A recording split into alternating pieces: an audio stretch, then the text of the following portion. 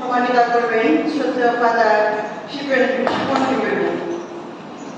উনি ঢাকা ডায়োসিসের বাইবেল কমিশনের চেয়ারম্যান পদে আছেন এবং বাইবেলের উপর উনি ডক্টরেট করেছেন। বর্তমানে উনি ভাটিকান অ্যাম্বাসেডর আছেন। উনি বাইবেল থেকে যিশু নামের মহিমা এবং যিশু নামের শক্তি নিয়ে আমাদের সঙ্গে সহযোগিতা রাখবেন। আমি বিনীত অনুরোধ করছি ফাদারকে তার সহযোগিতা রাখার জন্য।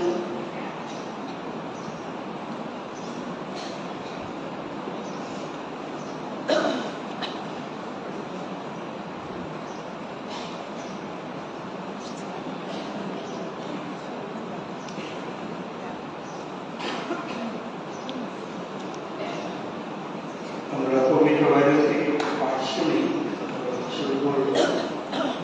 প্রত্যাদেশ গ্রন্থ থেকে পাঠ, প্রত্যাদেশ 15 অধ্যায় 3 থেকে 4 পদ। মহান আশ্চর্য তোমার যত কাজ, হে প্রভু, সর্বশক্তিমান ঈশ্বর, ন্যায্য সত্যময় তোমার যত পথ, এ সর্বজাতির রাজা, কেই বা ভীত হবে না প্রভু, কেই বা করবে না তোমার নামের গৌরবগান, কারণ একমাত্র তুমি পবিত্র।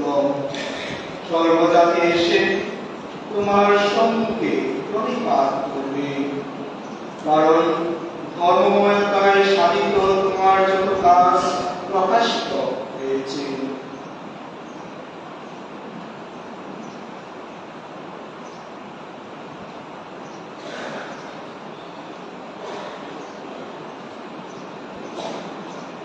এখানে উপস্থিত শ্রদ্ধেয় ফাদার স্ট্যানলি গমেজ, ফাদারগণ, সিস্টারগণ এবং শ্রদ্ধেয় জ্যেষ্ঠ ভক্তগণ, আমেরিকাতে একজন বিখ্যাত ব্যক্তি যার নাম এরিক সামসন। তিনি ক্যাথলিক প্রটেস্ট্যান্ট পরিবারে তার জন্ম হয়। তিনি একজন বিখ্যাত লেখক, তার অনেক লেখা আমরা বিভিন্ন জায়গায় পাই। তার বয়স যখন 1991 খ্রিস্টাব্দে, তিনি তখন তার স্কুল জীবন পেরিয়ে কলেজে তিনি গেলেন এবং সেখানে তার কিছু ক্যাথলিক বন্ধুদের সাথে তার পরিচয় হলো। আর যখন তাদের সাথে পরিচয় হলো তখন তারা তার সাথে ক্যাথলিক ধর্মমত বা ক্যাথলিক বিশ্বাস গুলো তার সাথে সহভাগিতা তারা করছিল। আর তখন তার মধ্যে একটা আগ্রহ জাগলো, আসলে এই যে আমার বন্ধুরা ক্যাথলিক ধর্মকে তারা খুব শক্তিশালী ও বিশ্বাস করে, আসলে কি? আর তখন তিনি ক্যাথলিক ধর্মমত পড়াশোনা শুরু করেন। প্রায় 2 বছর এই ক্যাথলিক ধর্ম সম্পর্কে তিনি পড়াশোনা করেন। এই 2 বছর পর তার মধ্যে এমন একটা আস্থা এবং একটা বিশ্বাস জন্মালো এবং তার মধ্যে এটাই দৃঢ়ভাবে তার ভিতরে সেই আস্থা আসলো যে অন্য যত বিশ্বাস রয়েছে খ্রিস্টানদের, এই ক্যাথলিক বিশ্বাস হচ্ছে একমাত্র সত্য বিশ্বাস। সত্য যিশু যে মণ্ডলী প্রতিষ্ঠা করেছেন, এটাই একমাত্র সেই সত্য মণ্ডলী। আর তার এই কনভিকশন, তার এই দৃঢ় আস্থা বিশ্বাস থেকে তিনি 2 বছর পর 1993 খ্রিস্টাব্দে তিনি ক্যাথলিক ধর্মমতে ধর্মমত বা ধর্মবিশ্বাস গ্রহণ করেন। আর এই দিনটাকে তিনি তার জীবনে সবচেয়ে আনন্দের, গৌরবের এবং খ্রিস্টের দ্বিতীয় জন্ম হিসাবে তিনি উল্লেখ করেন এবং এই সম্পর্কে তার অনুভূতি তিনি এইভাবে ব্যক্ত করেন। তিনি বলেন যে আমি যখন সেই ক্যাথলিক প্রটেস্ট্যান্ট চার্চে ছিলাম, তখন যেন কি যেন একটা অসম্পূর্ণ আমার মধ্যে সেখানে ছিল। যখনই আমি ক্যাথলিক হলাম তখন আমার মধ্যে একটা পূর্ণতা, একটা তৃপ্তি, যেন একটা পরিপূর্ণতা আমি এই বিশ্বাসে এই মণ্ডলীতে আমি দেখতে পাই।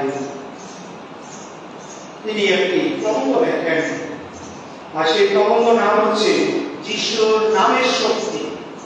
আজকে যে বিষয়টা নিয়ে আমি সবাই করছি এই বিষয়টাই একটা প্রবন্ধ লেখেন, এবং প্রবন্ধে তিনি অনেক কিছু উল্লেখ করেননি। তিনি যেটা উল্লেখ করেছেন সেটা হচ্ছে যে প্রটেস্ট্যান্টের যে ধর্মমত এবং ক্যাথলিকের যে ধর্মমত বা যিশুর নাম সম্পর্কে যে দুটা ধারা, তিনি সেই বিষয়টা তুলে ধরেন।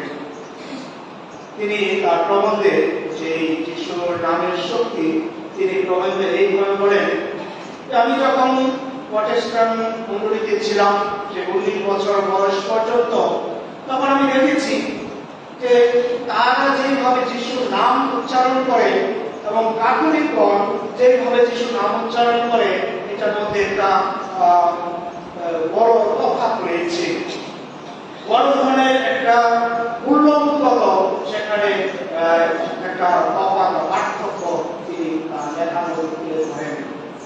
তিনি এইভাবে বলেন যে প্রটেস্ট্যান্টগণ যখন যিশুর নাম করেন, তারা শুধুমাত্র যিশু এই শব্দটাই ব্যবহার করে, অন্য কোনো কিছু এর সাথে ব্যবহার করে না, যে যিশু। কিন্তু তিনি যখন খ্রিস্টান ক্যাথলিকদের সাথে তিনি চলাফেরা, তাদের সঙ্গ যখন পাচ্ছেন, তাদের সাথে যখন পথ চলছেন, তিনি এইটা উপলব্ধি করলেন যে ক্যাথলিকরা শুধু যিশুকে যিশু বলে বা তাকে এইভাবে সম্বোধন করে না, তার সাথে যিশুর সাথে যে শব্দটা ব্যবহার করে সেটা হচ্ছে আমাদের প্রভু। আমাদের প্রভু অথবা যিশু খ্রিস্ট, যিশু আমাদের প্রভু বা যিশু খ্রিস্ট। আর এখানেই তিনি একটা বড় পার্থক্য দেখতে পান। আর এই যে পার্থক্য তিনি বলেছেন যে এটা মূলত যে যিশুর প্রতি ক্যাথলিকদের যে বিশেষ ভক্তি, এই নামের প্রতি সম্মান, সেটা থেকে এসেছে, এবং এটার মধ্য দিয়ে প্রকাশ পায় যে যিশুর এই নামে বিশেষ শক্তি রয়েছে, এবং এই বিশেষ নামের শক্তিতে তারা তাদের জীবনে বা প্রতিদিন তার পথ চলার সেই শক্তি পায়। যে আজ এই মুহূর্তে আপনাদের সাথে সুন্দর একটি সূচনা হয়েছে যে যিশুর নাম, তার নামের মহিমা এবং শক্তি, এটার উপর একটু সহায়তা করতে, এবং যে বলা হলো মূলত বাইবেল থেকে এই বিষয়টা সহায়তা করব। প্রথম যে বিষয়টা সেটা হচ্ছে যিশুকে, যিশু একটা নাম, এবং এই নামটা যে কেউ দেয়নি। এই নামটা দিয়েছেন যে স্বর্গদূত গাব্রিয়েল, যখন সেই ঘুমন্ত যোসেফ তার কাছে ঈশ্বর পাঠালেন তার দূত, তার প্রতিনিধি করে সেই গাব্রিয়েলকে। তিনি তাকে সেই মধ্যরচিত মঙ্গল সমাচারে 1:18-21 পদে সেখানে আছেন। তিনি কি বলেছেন যে যোসেফ, তোমার স্ত্রী মারিয়াকে ঘরে আনতে ভয় পেও না, এবং সে একটি পুত্র সন্তানের জন্ম দিবে, এবং তুমি তার নাম রাখবে যিশু। প্রশ্ন করতে পারি যে কেন, কি কারণে? যে স্বর্গদূতের কথা নয়, এটা স্বয়ং ঈশ্বরের কথা। যখন কোন দেশের রাষ্ট্রদূত, মনে করে আমাদের দেশে অনেক রাষ্ট্রদূত আছে, আমাদের পোপের প্রতিনিধি তিনিও কিন্তু রাষ্ট্রদূত, তিনি পোপের প্রতিনিধি। পোপ তিনি ভাটিকান রাষ্ট্রের সেই পলিসি, সেটা প্রধান, তার প্রতিনিধি হিসাবে তিনি এখানে এসেছেন। পোপ কিন্তু এই রাষ্ট্রদূত, আমাদের নৌসেবরি বা অন্যান্য রাষ্ট্রদূত, তারা নিজের কথা বলেন না, তারা কি বলেন? তাদের দেশের সরকারের বা তাদের দেশের যে পলিসি, রীতিনীতি, স্বার্থ, সেটাই তারা শুধু প্রকাশ করে। অর্থাৎ তার একটা শুধু মুখপাত্র, তাদের নিজস্ব কোনো ভাষা কিন্তু এখানে নেই। পাশে বলতে পারে আমি এটা চাই না, কখনো কোনো রাষ্ট্রদূত বা প্রতিনিধি সেটা বলেন না। ঠিক একইভাবে গাব্রিয়েলও তিনি এসেছেন ঈশ্বরের কাছ থেকে, এবং যে নামটা দিয়েছে এটা তার নয়, এটা স্বয়ং ঈশ্বর তাকে বলে দিয়েছেন যে তুমি যোসেফকে বলবে যে এই নামটা রাখার জন্য, এবং সেই নামটা হচ্ছে যিশু। আর যিশু নামের অর্থ কি আমরা সবাই জানি। কি অর্থ যিশুর নামে? কি অর্থ কি?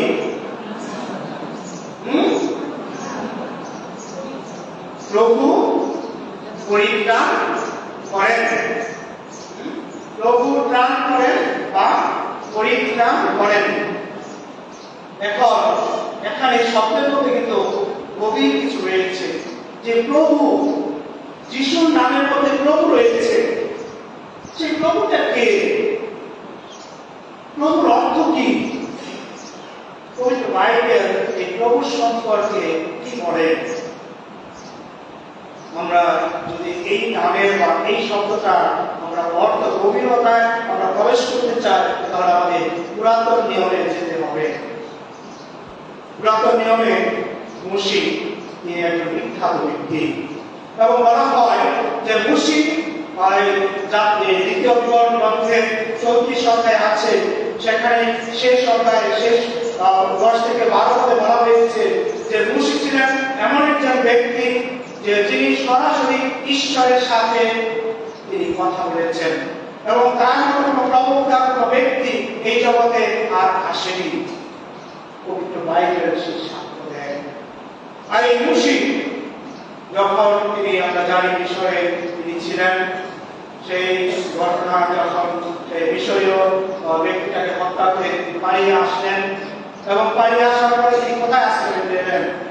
তিনি আশ্রয় নিলেন সেই মিডিয়ান, যে মিডিয়ান যেখানে সেই জেত্রো নামক এক যাজকের বাড়িতে, এবং সেখানে যখন আসেন তখন তার বড় মেয়ে, তাকে বড় মেয়েকে, তার জেত্রো 7 মেয়ে ছিল, সেই 7 মেয়ের মধ্যে বড় মেয়েকে মুশির সাথে বিবাহ দেওয়া হয়। আর বিবাহ সূত্রে যেহেতু কোনো ছেলে ছিল না, তাহলে মুশি সেই জেত্রো পরিবারের প্রধান হয়ে উঠলেন। আর আগে দেখা যেত তার মেয়েরা সেই মেষ চড়াতো, কিন্তু এখন মুশি সেই দায়িত্বটা নিল। আর একদিন তিনি মেষ চড়াতে গেলেন, আর মেষ চড়াতে চড়াতে যাত্রা পুস্তক 3 অধ্যায় আছে, আপনারা জানেন সেই ঘটনা। তিনি দেখছেন একটা ঝোপ সেই হরেব পর্বতে, তিনি দেখছেন একটা ঝোপ জ্বলছে, কিন্তু সেটা আগুন জ্বলছে কিন্তু পুড়ছে না, সেগুলো এই ছাই পাওয়ার কথা সেটা হচ্ছে না। তখন তার মনে আগ্রহ জাগছে, কি হচ্ছে, একটু যায়, এবং সে যখন গেল, গিয়ে দেখলো যখন সে যাচ্ছে তখন সে চোখ থেকে আওয়াজ আসলো, বলল যে মুশি, মুশি, তুমি আর এগো না, তোমার পায়ের পাদুকা তুমি খুলে ফেলো, কারণ যে স্থানে তুমি দাঁড়িয়ে আছো সেই স্থানটি হচ্ছে পবিত্র স্থান। আর তখন আমরা জানি যে মুশির সাথে ঈশ্বরের অনেক সংলাপ হয়, এবং তিনি বলেছেন যে আমি হচ্ছি আব্রাহামের ঈশ্বর, ইসাকের ঈশ্বর, যাকবের ঈশ্বর, আর আমি স্বর্গ থেকে আমার এই জনগণের জন্য আমি নেমে এসেছি যারা মিশরে কষ্ট পাচ্ছে। তাদের অবস্থা আমি দেখেছি, জেনেছি এবং শুনেছি, জেনেছি, শুনেছি এবং আমি দেখেছি। তিনটা ক্রিয়াপদ। এবং তখন তিনি বললেন যে তুমি আমার বইয়ে তাকে উদ্ধার করতে যাবে। এই যে মুশির আহ্বান, আপনারা যদি 3 অধ্যায় এবং 4 অধ্যায় পড়েন তাহলে দেখবেন যে মুশি 5 বার বলেছেন, পারবো না, যেই কাজ আমার দ্বারা হবে না, আপনি অন্য কাউকে পাঠান। প্রথমবার যখন বলেছেন যে তুমি যাও ফারাওর কাছে, তাদেরকে বলো যে আমার জাতিকে মুক্ত করে দাও, তারা যাতে প্রভুর প্রশংসা করতে পারে। আর তখন মোশে উত্তর দিয়েছিলেন যে আমি কে যে কারোর কাছে যাব, আর কারাও কেন যিনি মহান রাজা তিনি কেন আমার কথা শুনবেন? তাকে তখন মোশে ঈশ্বরটা বলেছিলেন যে আমি তোমার সাথে থাকবো। যে দ্বিতীয় যে বিষয়টা সেটা হচ্ছে খুবই গুরুত্বপূর্ণ, এটি আপনাদের সাথে বলতে চাচ্ছি। দ্বিতীয়বার যখন ঈশ্বর বলে যে তুমি যাও, তখন মোশে ঈশ্বরকে তার একটা চ্যালেঞ্জ দিল, এই যে তুমি আমাকে পাঠাচ্ছ, তোমার নাম কি? কে তুমি যে আমাকে তুমি পাঠাচ্ছ? যেন একটা ঈশ্বরকে একটা ধাক্কা দেওয়া। সেখানে ঈশ্বর পরিচয় দিয়েছেন যে আব্রাহামের ঈশ্বর, ইসাকের ঈশ্বর, যাকবের ঈশ্বর, তোমার পিতৃপুরুষদের ঈশ্বর। কিন্তু মোশে আবার এখানে বলেছে কে তুমি, যে তোমার নাম কি? তোমার জাতি যে ঈশ্বর যদি জিজ্ঞেস করে যে কে তোমাকে পাঠিয়েছে, আমি কি করবো? সেখানে ঈশ্বর তার পরিচয় প্রকাশ করেছেন। আর সেখানে তিনি বলেছেন যে যেটি আমরা পাই হিব্রুতে এইভাবে লেখা আছে, হিব্রু ভাষায়, এই যে আসে এই যে। আর যখন আমরা আমাদের এই চুক্তি বাইবেলে যে ট্রান্সলেশন রয়েছে সেখানে আছে আমি আছি যে আমি আছি। আসলে এই শব্দটা, এই যে বাক্যাংশটা, এটা সম্পূর্ণরূপে বাংলায় যে অনুবাদ করা হয়েছে, যেটা হিব্রু ভাষায় অরিজিনাল টেক্সট, সেখানে কিন্তু সেইভাবে একদম সেইভাবে নেই। এখানে যে বিষয়টা আছে সেটা হচ্ছে যে আমি হই ইজ, ঈশ্বর তার নাম করলেন যে হই, অর্থাৎ যে ঈশ্বর তিনি সবসময় একই রকম, তার কোনো অতীত নেই, তার কোনো ভবিষ্যৎ নেই, তার কোনো শুরু নেই, তার কোনো শেষ নেই। অর্থাৎ তিনি এমন একটা নাম দিলেন যে নামের মধ্য দিয়ে তার একটা অস্তিত্ব, যেটার মধ্য দিয়ে তার অস্তিত্ব এখানে প্রকাশ পাচ্ছে। এবং এই আমি হই, এই আমি আছি, যেটা আমরা পূর্ণ শনিবার দিন যখন এই পাঁচটার প্রতি আমরা প্রতিষ্ঠা করি সেটা উচ্চারণ করি, আমি আলফা, আমি ওমেগা, আমি আছি, আমি থাকবো। অর্থাৎ ঈশ্বরের এখানে যে ঈশ্বরের সর্বমহত্ব, তার ক্ষমতা, তার চিরস্থায়িত্ব, ঈশ্বরের স্বরূপ, তার বিশ্বস্ত উপস্থিতি, তার অপরিবর্তনীয়তা, একময়তা, এইগুলোকে এই ঈশ্বর যে নামটা বলেছেন সেটা দিয়ে প্রকাশ পেয়েছে।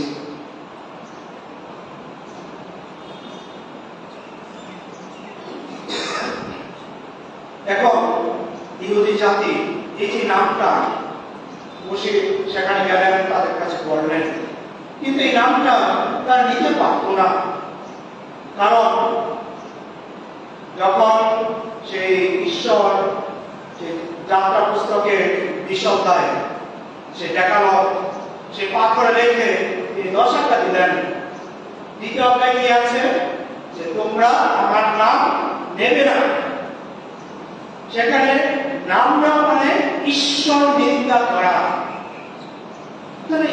তারা ঈশ্বরের নাম কিভাবে নিবে, কিভাবে ঈশ্বরকে তারা সম্বোধন করবে? তাই তারা কি করলো? এই শব্দটা আরেকটা শব্দ এর সাথে যুক্ত করলো, যে তারা ঈশ্বরের যে নামটা বলেছেন তিনি আসলে দিয়ে এটা না বলে তিনি আরেকটা, তারা এটা একটা বলা যাচ্ছে অন্য একটা রূপ তারা দিল, আর সেটা তারা বললো আদনাই। আমরা ঈশ্বরকে আদনাই করে ডাকবো। আর আদনাই যে শব্দটা হিব্রু ভাষায়, সেই আদনাই শব্দ অর্থ হচ্ছে প্রভু। তাহলে আমরা দেখি যে একটা চমৎকার মিল কিন্তু, যে যিশুর নাম হচ্ছেন, যিশুর নামের অর্থ হচ্ছে প্রভু পরিত্রাণ করে।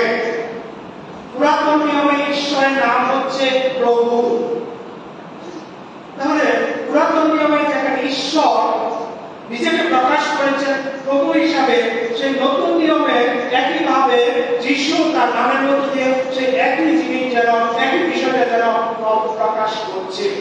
শুধু এখানেই সেটা শেষ নয়। আমরা কি দেখি যখন বসে শেষে রাজি হলেন, 5 বার যখন না করলেন, তখন ঈশ্বর রেগে গেলেন যে তোমাকে যেতেই হবে। ঈশ্বর তাকে ছাড়েননি। এবং শেষে আপনারা যদি এরকম আপনারা যদি পড়েন, ভালো লাগবে এই অংশটা, যে মুশি কিভাবে ঈশ্বরের সাথে একটা যুদ্ধ করেছে। ঈশ্বর যেন মুশির সাথে যুদ্ধ করেছে যে তোমাকে যেতেই হবে, ঈশ্বর যাকে ধরেন তাকে ছাড়েন না। এটাই যেন মুশির জীবনে আমরা দেখি। আর শেষে মুশি তিনি গেলেন, ঈশ্বর তার প্রচুর হলেন, তখন তিনি রাজি হলেন যাওয়ার জন্য। যখন তিনি গেলেন, তখন ফারাওর কাছে গেলেন। প্রথম তার জনগণের কাছে গেলেন, জনগণ গ্রহণ করলাম করে জিজ্ঞেস করে কে পাঠিয়েছেন। এই বলল যে আব্রাহামের ঈশ্বর, যাকবের ঈশ্বর, ইসাকের ঈশ্বর, যাকবের ঈশ্বর, পিতৃপুরুষের ঈশ্বর পাঠিয়েছেন এবং সেই নাম করেছেন। কিন্তু যখন ফারাওর কাছে গেলেন, ফারাও তখন বললেন যে, যখন বললেন যে সেই আমি আছি, সেই ঈশ্বর তার আপন জাতিকে চান, আপনি যাতে তাদেরকে মুক্ত করেন। তারা যাতে 3 দিনে সে মরুভূমির পথ অতিক্রম করে তারা সেখানে গিয়ে তার আরাধনা করতে পারে। কিন্তু ফারাও কিন্তু নিয়েছিলেন। ফারাও যাত্রা পুস্তক 5 অধ্যায় 2 পদে তিনি বলেছেন, কে সেই আমি আছি, কে সেই প্রভু, আমি তাকে চিনি না। আর যেহেতু তাকে চিনি না, আমি কেন তার কথা শুনবো? আর আমি তোমাদের যেতেও দেব না। আমরা জানি যে ইহুদি জাতির উপর আরো নির্যাতন শুরু করেছিল ফারাও, সেই ঘটনা আমরা জানি। কিন্তু পরে ঈশ্বর যেটা বলেছেন সেটা গুরুত্বপূর্ণ। ঈশ্বর যাত্রা পুস্তকে 6 অধ্যায় 1 পদে বলেছিলেন, আমি ফারাওর প্রতি, অর্থাৎ আমি আছি, আমি প্রভু, ফারাওর প্রতি যা করব তা তুমি এখন দেখবে। খুশিকে ঈশ্বর বলছেন, কেননা এক পরাক্রম হাতের কারণে তারা তাদের যেতে দিবে। এমনকি এক পরাক্রম হাতের কারণে তারা নিজের দেশ থেকে তোমাদেরকে তারা তাড়িয়ে দিবে। অর্থাৎ পরাক্রম, সেই প্রভুর যে পরাক্রম, সেই প্রভুর যে শক্তি, সেই ক্ষমতা, সেটা যখন তারা দেখবে, তখন তোমাদেরকে আর এখানে থাকতে দেবে না, তখন তোমাদেরকে বলবে তোমরা চলে যাও। এবং আমরা দেখবো সেটাই দেখছি। এবং এই নামের শক্তিতে আমরা জানি যে পরবর্তীতে 10টি যে মহামারী ঘটিয়েছিলেন, এবং এই মহামারীর কারণে শেষে যখন প্রথম জাতীয় সমস্ত পুত্র সন্তানদেরকে হত্যা করা হয়, তখন ফারাও রাত্রিকালে এই মুশির আরবের কাছে এসেছিলেন এবং এসে তিনি বলেছিলেন যে উঠো, ইসরায়েল সন্তানদের নিয়ে তোমরা আমার জনগণের কাছ থেকে একটু বেরিয়ে যাও, তোমাদের প্রভুর কথা মতো কে তোমরা সেবা করো। প্রিয়জনেরা, এই যে প্রভু যার পরাক্রম, সেই বিষয়ে দেখিয়েছেন এবং তাদেরকে বাধ্য করেছিলেন সেই ক্ষমতাশালী ফারাওকে এই ইসরায়েল জাতিকে মুক্ত করার জন্য। এবং পরবর্তীতে আমরা বাইবেল আরো পাই যে এই 2 সাগরে যখন তারা আসে, আরেকটা ভয় কি হবে। মুশির বিরুদ্ধে জাতি তারা বসবাস করছিল, বলছিল যে আমরা এখানেই ভালো ছিলাম, মিশরে ভালো ছিলাম, কেন আমাদেরকে এখানে নিয়ে এসেছ, যাতে সৈন্যদের হাতে এই গরুর প্রান্তরে আমরা মরি। কিন্তু সেখানে আমরা দেখি ঈশ্বরের হাত, এই আমি আছি অর্থাৎ সেই প্রভুর হাত। তো সেখানে আমরা জানি যে মুশি সেই যে তার হাতে যে তার লাঠিটা ছিল, সেটা দিয়ে ঈশ্বর বললেন তুমি সমুদ্রে আঘাত করো, আর সাথে সাথে যে দুভাবে গেল। আর তখন সেই সৈন্যরা কি বলেছিল, চলো আমরা ইসরায়েলদের সামনে থেকে পালাই, কারণ প্রভু, সেই প্রভুর কথা বলে তারা নিজেরা স্বীকার করছে যে প্রভু আমি আছি। ঈশ্বর নিজে পরিচয় দিয়েছিলেন আদোনাই, নিজে তাদের পক্ষে মিশরীয়দের বিরুদ্ধে যুদ্ধ করছেন। এইভাবে আমরা দেখি অনুপ্রান্তরে সে 40 বছর তাদেরকে তার সে শক্তি প্রদর্শন করেছেন, তাদেরকে মান্না খাইয়েছেন, সে পাথর থেকে জল বের করে তাদেরকে জল দিয়েছিলেন। আর একটা ক্ষমতা আছে একমাত্র সেই যিনি বলেছেন আমি আছি, যিনি ইহুদি জাতি প্রভু বলেন, সেই প্রভুরই সেই পুরাতন নিয়ম সেখানে কি। আর প্রাক্তন সঙ্গীতে সেই ঈশ্বরের যেটা প্রভু হিসেবে আখ্যায়িত করা হয়েছে, আর এর মধ্য দিয়ে আমরা দেখেছি যে তারা কিভাবে উদ্ধার পেয়েছে। আর নতুন সঙ্গীতে সেই একই প্রভু যেভাবে বলেছে যে সেই প্রভুর নাম হচ্ছে যিশু, যে যিশু যার অর্থ হচ্ছে প্রভু পরিত্রাণ করেন, রক্ষা করেন।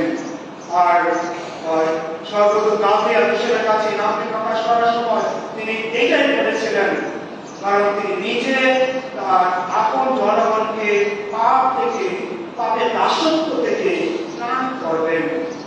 পুরাতন নিয়মে ঈশ্বর তাদের বাহ্যিক দাসত্ব থেকে মুক্ত করেছিলেন, আর নতুন নিয়মে সেই প্রভুর নাম ধরে সে যিশু, সেই যিশু আরো ভয়ঙ্কর, সেই পাপের দাসত্ব থেকে মানুষকে মুক্ত করেছিলেন।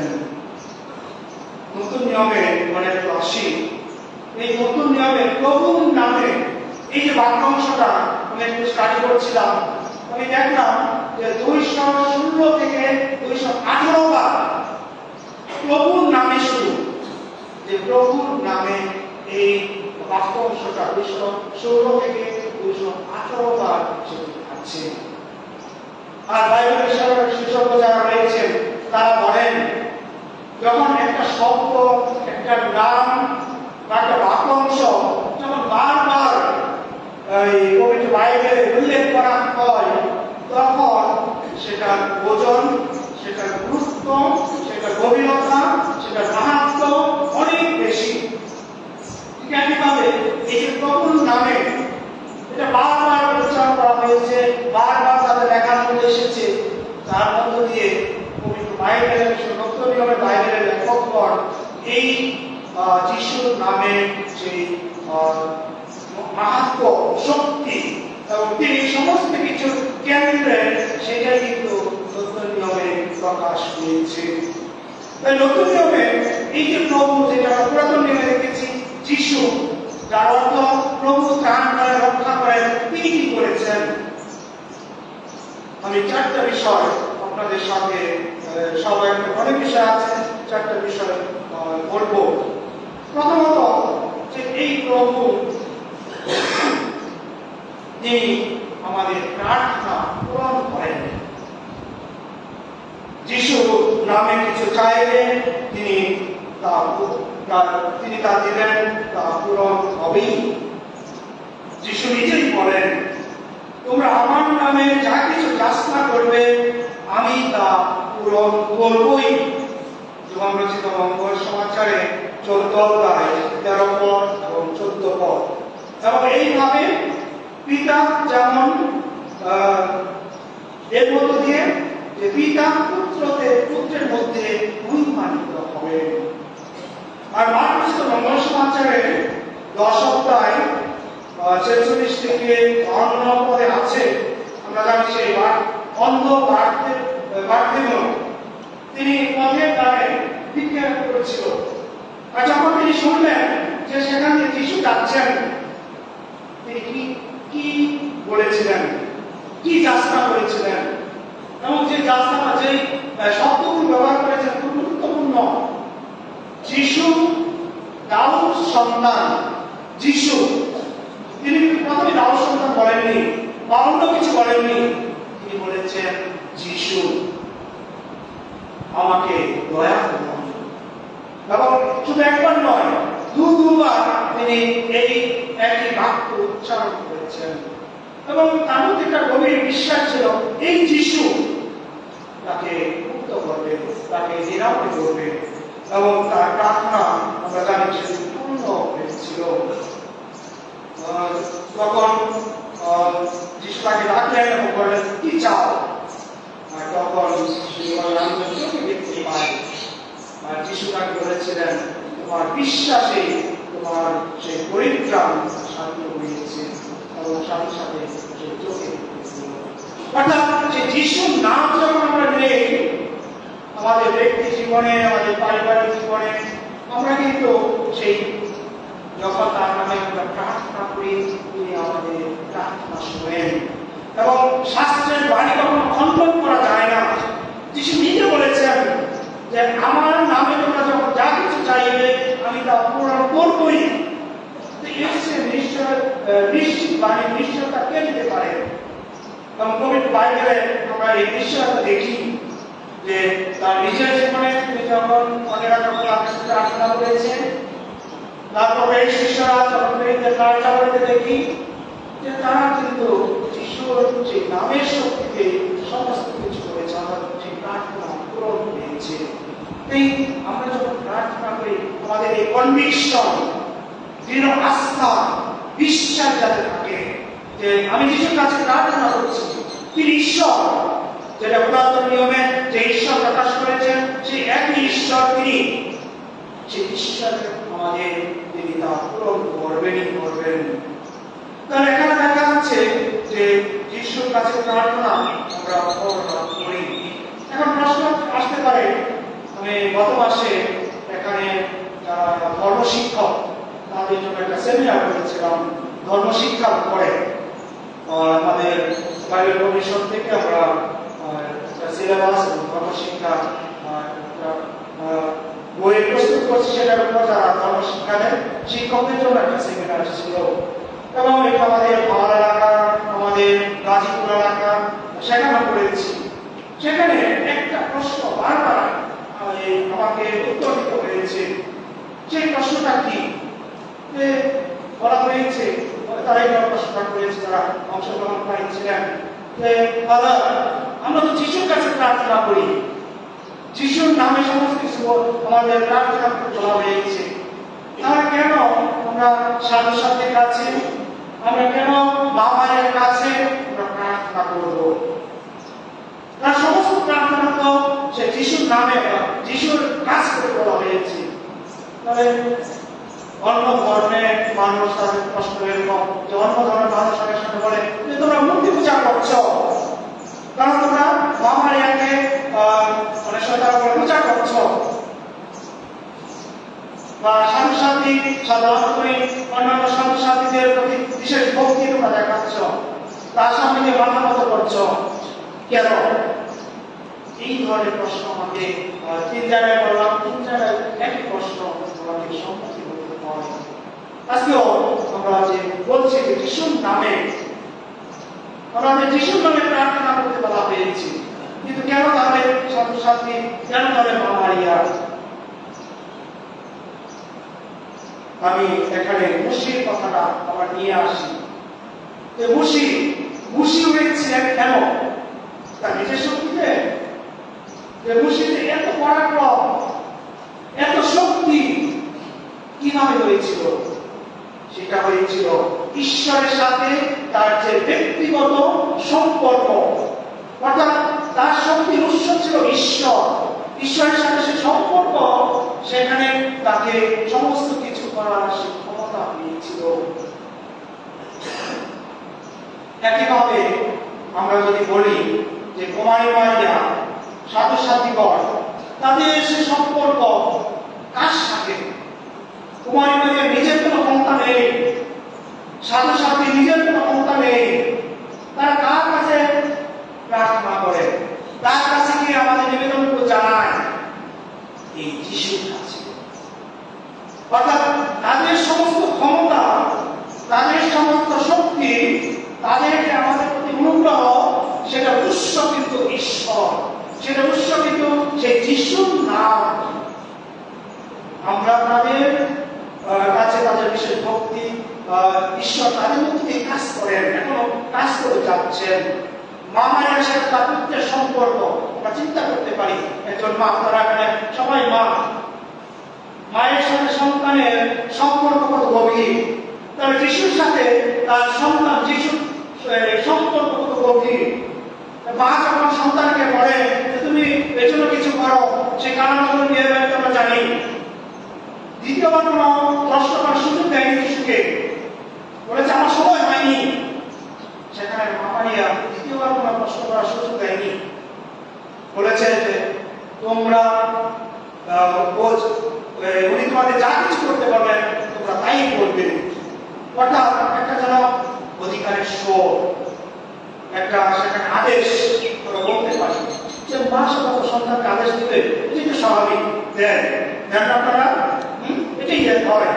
সেই ক্ষেত্রে আমরা মামাইয়ের প্রতি সেই ভক্তি, সম্মান, ভালোবাসা আমরা পূজা করি না, আমরা একমাত্র ঈশ্বরকে পূজা করি। আমরা আমাদের সাধু সাধু মামাইয়া তাদের প্রতি ভক্তি দেখায়, শ্রদ্ধা জানায়, কারণ তাদের সম্পর্ক হচ্ছে সেই যিশু, সেই যিশুর নাম, তার সাথে সম্পর্ক, ঈশ্বরের সাথে সম্পর্ক। সেই সম্পর্কের কারণে কিন্তু তারা আমাদেরকে এই অনুগ্রহ দিয়ে থাকে। তাহলে আমাদের মধ্যে যাতে সেই ভুল বোঝাবুঝি বা যে ভুল ধারণা তৈরি না হয়।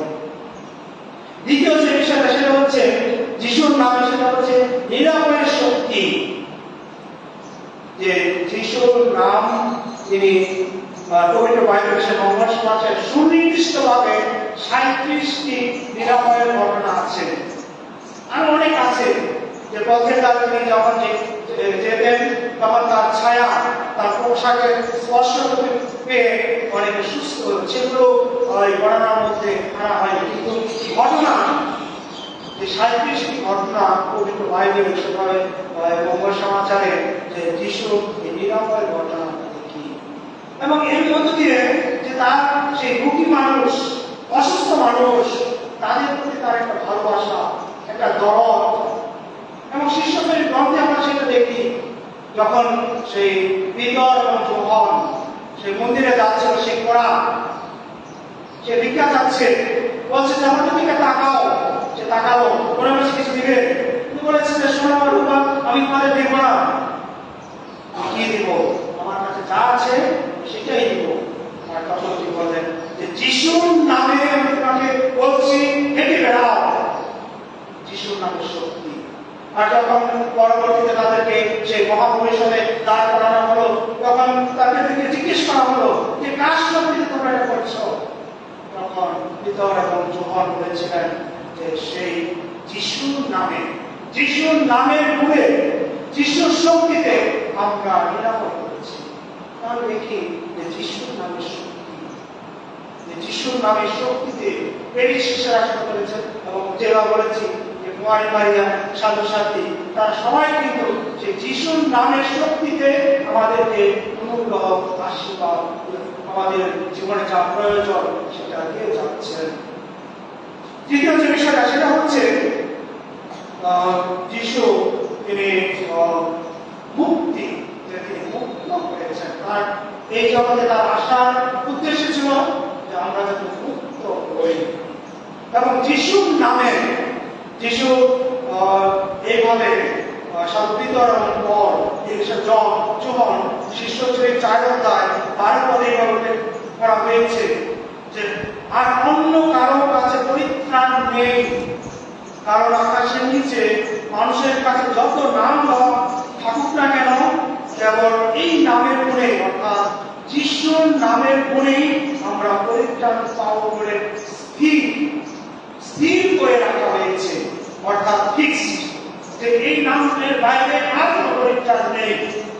এবং মন্দিরের যে শিক্ষা শেখানো হচ্ছে যে there is no salvation without church, যে মন্দিরের বাইরে অর্থাৎ যিশুর মধ্য দিয়ে না গেলে মন্দিরেতে সেই শিক্ষা, এখন এটা কম বলা কিন্তু এটা মন্দিরেতে খুব শক্তিশালী শিক্ষা ছিল যে মন্দিরের বাইরে কোনো পরিত্রাণ নেই। এবং সেটা পবিত্র বাইবেলে শেখা আছে। সে নিজেই বলেছেন আমার মধ্য দিয়ে না গেলে তোমরা কেউ পিতার কাছে যেতে পারবে না। আর সাধু পল রোমীয়দের কাছে পত্রে 10 অধ্যায় 13 পদে সেই বিষয়টা আরো জোরালো করেন যে এই নামেই আমরা পরিত্রাণ পেতে পারি। এই নামে আমরা পরিত্রাণ পাবো, তাহলে আমাদের মুক্তি, যেটা আমাদের জীবনের লক্ষ্য, যখন আমাদের ছোটবেলায় আমরা ধর্মশিক্ষা পেয়েছি বা আমরা শিশুদের ধর্মশিক্ষা দ্বারা কি করি, ঈশ্বর তাকে কেন সৃষ্টি করেছেন, তাকে জানতে, তাকে মানতে এবং একদিন কি করবো, তার সাথে মিলিত হব, স্বর্গে যাব। এটি আমাদের জীবনের প্রধান লক্ষ্য, সেই মুক্তি। সেই মুক্তিটা আসবে কিভাবে? সেই মুক্তিটা আসবে একমাত্র যিশুর নামে। আর এইভাবে যে আমরা দেখি যে যিশুর নামে সেই মুক্তি। আর শেষে যে এই নামে সেই কর্তৃত্ব এবং মহিমা প্রকাশ, বিশেষভাবে এফেসীয়দের কাছে পত্রে পল যেখানে তিনি একটা গীতিকা তিনি সেখানে বলেন যে তিনি এইভাবে বলেন, এই জন্য ঈশ্বর তাকে উন্নত করলেন তার নম্রতা, তার আত্মত্যাগ, শূন্যতা, নিঃস্বতা এবং বাধ্যতা এগুলোর জন্য তাকে দিলেন সেই নাম, সকল নামের শ্রেষ্ঠ যে নাম, যে যিশুর নাম, যেন যিশুর নামে প্রতিটি জানো নত হয় স্বর্গে, মর্তে, পাতালে। অর্থাৎ আমাদের যে ধারণা, যে জগৎটা, যে স্বর্গ, পৃথিবী, পাতাল, তাহলে সব জায়গায় যাতে সর্বত্র যাতে এই একটি নাম সবাই যাতে তার সামনে সে নতজানু হয়, এবং সেই গৌরব ঈশ্বর পিতা তাকে দিয়েছেন। এবং প্রতিটা জিহ্বা যেন ঘোষণা করেন যিশু খ্রিস্টই প্রভু। অর্থাৎ ওই যে বললাম আমি আছি আদনায়, তিনি হচ্ছেন সেই আদনায়। তাহলে এইভাবে যে নতুন নিয়মে চারটা বিষয় আমাদের সামনে তিনি তার মধ্য দিয়ে আমরা সেই আমাদের প্রার্থনা পূরণ করেন, তিনি আমাদেরকে নিরাময় করেন, তার মধ্য দিয়ে আমাদের মুক্তি এবং সমস্ত কর্তৃত্ব মহিমা এই নামই। এখন আমি একটু মন্ডলী, আমাদের খ্রিস্ট মন্ডলীতে, বাইবেল থেকে খ্রিস্ট মন্ডলীতে একটু আমি খ্রিস্ট মন্ডলীতে একটু প্রবেশ করতে চাই। যে খ্রিস্ট মন্ডলীতে সেই শুরু থেকে কিন্তু এই যিশু নামের বিষয়টা খুব সুন্দরভাবে আমরা দেখতে পাই। বিশেষভাবে মন্ডলীতে পিতৃগণ রয়েছেন। কারা পিতৃগণ? মন্ডলী দ্বিতীয় শতাব্দী থেকে চতুর্থ শতাব্দীতে যে সমস্ত লেখক এসেছে তাদেরকে বলা হয় পিতৃগণ। অর্থাৎ তারা যে মন্ডলীকে গঠন করেছেন, যে শিক্ষা দিয়েছেন, আমরা সে সবাই একইভাবে সেই মন্ডলীর শিক্ষায় আমরা এখন সেগুলি আমরা লালন পালন করছি।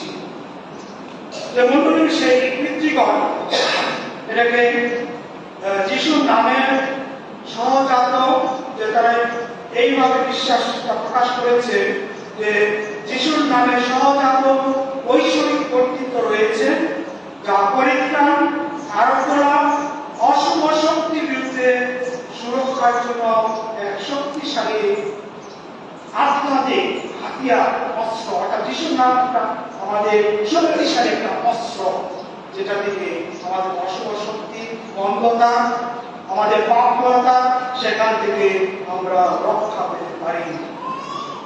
সাধু জাস্টিন মার্টার 165 খ্রিস্টাব্দে ওই সময় মানুষ, তিনি বলেন যে যিশুর নামটা এটা সমস্ত মন্দতা, এটার বিরুদ্ধে, অর্থাৎ মন্দ শক্তির বিরুদ্ধে একটা বড় হাতিয়ার। এবং এই মন্দ শক্তির একটা ভয়াংশ হচ্ছে এই যিশুর নাম।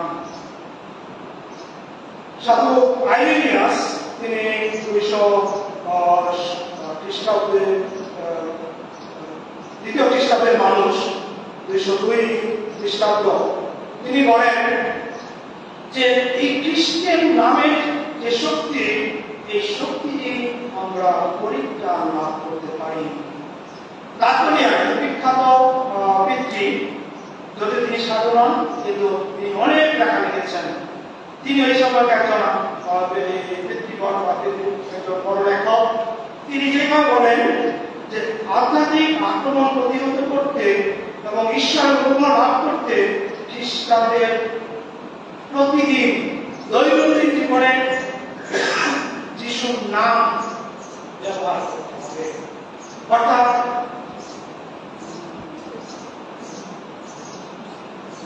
আমরা যদি সেই আধ্যাত্মিক আক্রমণ অর্থাৎ দ্বন্দ্ব শক্তি থেকে রক্ষা পেতে চায়, তাহলে সেই ক্ষেত্রে আমাদেরকে সেই প্রতিনিয়ত প্রতিদিন প্রতিক্ষণ যে যিশুর নাম, যেটা আমাদের নাম জপ না, আমরা সেই যিশুর নাম আমরা ব্যবহার করব। এবং তার সময়ে বলা হতে পারে তিনি যে পাঁচটা ব্যবহার করেছেন যে তারা করতো, তাহলে মন্ডলীতে আমরা সে এক মন্ডলী, আমাদের দেশে আহ্বান আমরা সবসময় সেই যিশুর নাম আমরা নাম জপ করি এবং সেই মধ্য দিয়ে আমরা সেই আধ্যাত্মিক শক্তি লাভ করি। আর শেষে সিরিয়ানের সাধু এফ্রেম তিনি বলেন এই যিশুর নামকে জীবনের ঔষধ, মেডিসিন অফ লাইফ হিসাবে উল্লেখ করেন এবং তিনি পরামর্শ দেন যে এই নামে একটা পুনরুদ্ধারকারী শক্তি রয়েছে, যে আমরা যদি হারিয়ে ফেলি অর্থাৎ আমাদের সেই আধ্যাত্মিক ভাবে হারিয়ে ফেললে, আমাদের জীবনে সে পবিত্রতা হারিয়ে ফেললে এই নামের শক্তিতে বিশ্বাসী আধ্যাত্মিক এবং শারীরিক ভাবে সুস্থ হয়ে ওঠে। তাহলে এই মন্ডলীর শিশুকে এইভাবে খুব সুন্দরভাবে শিশু নামটাকে তুলে ধরেছেন। মধ্যযুগে সাধু বার্নার্ড, এই সাধু নাম আমরা জানি, দ্বাদশ শতাব্দীর একজন বিখ্যাত সাধু ছিলেন এবং তার কথাটা অনেক ভালো লেগেছে। তিনি আমাকে মনোযোগ দিয়ে শুনে আসলে কি তিনি বলেছেন। তিনি বলেছেন যে যিশুর নাম হলো আলো, যিশুর নাম হলো খাদ্য, যিশুর নাম হলো ঔষধ। যিশুর নাম হলো আলো, যিশুর নাম হলো খাদ্য, যিশুর নাম হলো ঔষধ। কেন বলেছেন? তিনি বলেছেন এইভাবে যে আমরা যখন এই নাম প্রচার করি তখন সেটি হয়ে যায় আলো। আমরা যখন এই নাম প্রচার করি, অর্থাৎ অন্যের সামনে তুলে ধরি, সেটা অন্যের জন্য একটা আলো, একটা দিশারি, পথ চলার একটা হাতিয়ার। যখন এই নাম নিয়ে আমরা ব্যক্তিগতভাবে চিন্তা করি, অর্থাৎ আমার অন্তরে সেটা, আমার হৃদয়ে সেটা ধারণ করি, চিন্তা করি, তখন সেটা হয়ে যায় আমার জন্য একটা ঔষধ, একটা নিরাময়কারী একটা হাতিয়ার, একটা পন্থা, যেটার মধ্য দিয়ে আমি নিরাময় লাভ করতে পারি। আর যখন আমি সেই নাম স্মরণ করি, প্রার্থনা করি, তখন সেটা হয়ে যায় যন্ত্রণাকারী।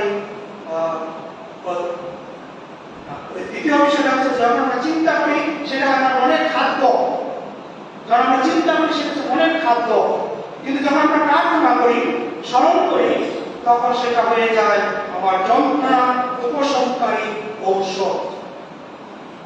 এইভাবে তিনি এই যিশুর নামটাকে সুন্দরভাবে তাকে সেই আলো যখন আমরা প্রচার করি, যখন তিনি খাদ্য যখন আমরা চিন্তা করি, এবং তিনি হচ্ছেন সেই ঔষধ যখন আমরা তাকে আমাদের সবসময় প্রার্থনা তার কাছে রাখি, আমাদের যন্ত্রণা উপশম করে এই প্রার্থনা। কারণ আমরা এমন একটা মানুষের নাম স্মরণ করি যিনি নম্র, বিনয়ী, দয়ালু, সংযমী, পবিত্র, করুণাময়, যা কিছু পবিত্র ও সুন্দর, তারই সমস্ত কিছু তার মধ্যে পূর্ণতা পেয়েছে। তিনি সর্বশক্তিমান ঈশ্বর।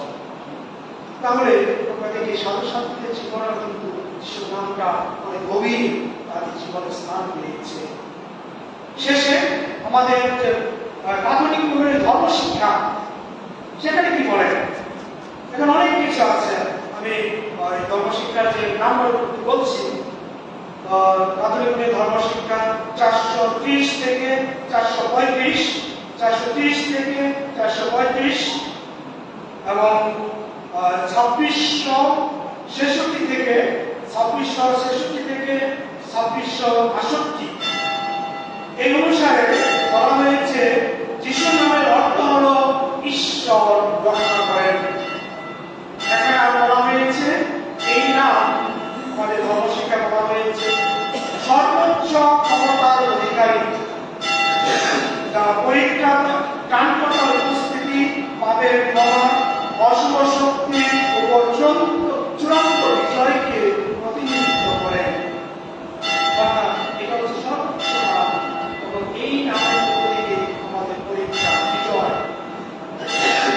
আমাদের খ্রিস্টীয় প্রার্থনা কেন্দ্রবিন্দু এবং ঐশ্বরিক শক্তি সরাসরি এখান থেকে আমরা লাভ করি।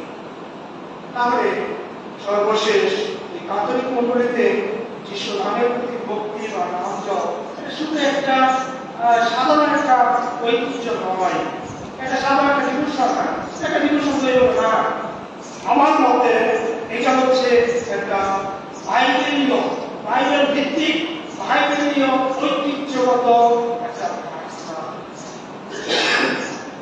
খ্রিস্ট মন্দিরের বিশ্বাসের কেন্দ্রে গড়ে ওঠা একটি প্রার্থনা, একটি ঐতিহ্য। এই যিশুর নামের পরিত্রাণ, এই যিশুর নামের সুরক্ষা, এই যিশুর নামে আমরা আধ্যাত্মিকভাবে সেই আরোগ্য এবং শারীরিকভাবে আরোগ্য লাভ করতে পারি। তাই যিশুর নামের প্রতি ভক্তি শ্রদ্ধা হলো একটি হৃদয়ের প্রার্থনা, যা আমাদের জন্য আধ্যাত্মিক ফল করে আনে এবং তা আনবেই আনবে। আমরা যত বেশি যিশুর নাম নেব আমাদের জীবনে তার ফল পাবই। ধন্যবাদ সবাই।